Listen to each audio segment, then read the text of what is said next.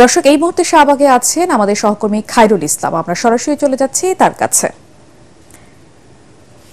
খায়রুল, ধর্ষকদের বিচারের দাবিতে শাহবাগে আজও শিক্ষার্থীরা, তারা কি বলছেন? জি, আপনি জানেন যে আসলে ধর্ষকদের সর্বোচ্চ শাস্তি নিশ্চিতের দাবিতে কিন্তু রাজধানীর প্রায় বিভিন্ন কলেজের শিক্ষার্থীরা কিন্তু আন্দোলন করছে শাহবাগে।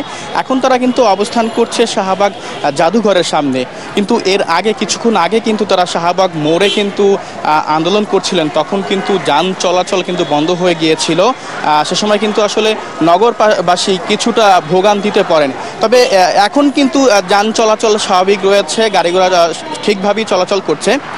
শিক্ষার্থীরা যদি বলছেন যে সব দাবিগুলো তুলছেন, তারা বলছেন যে আসলে ধর্ষকের শাস্তি মৃত্যুদণ্ড সহ মানে জনগণ প্রকাশ্যে তাদের শাস্তি নিশ্চিত করতে হবে।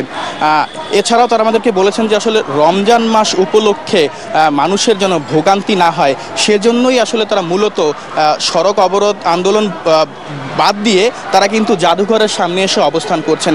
এবং তারা এটিও বলেছেন যে আসলে তাদের দাবি আদায় না হওয়া পর্যন্ত তারা সড়কে থাকবে এবং তাদের দাবি মানা না হলে তারা কিন্তু আরো কঠোর আন্দোলন দেবে বলেও কিন্তু আমাদেরকে বলেছেন। এ সময় কিন্তু আমরা অসংখ্য পুলিশকেও দেখেছি শক্ত অবস্থান নিয়ে দাঁড়াতে। এই ছিল আমার কাছে শাহবাগ থেকে সর্বশেষ খবর। আপনাকে ধন্যবাদ।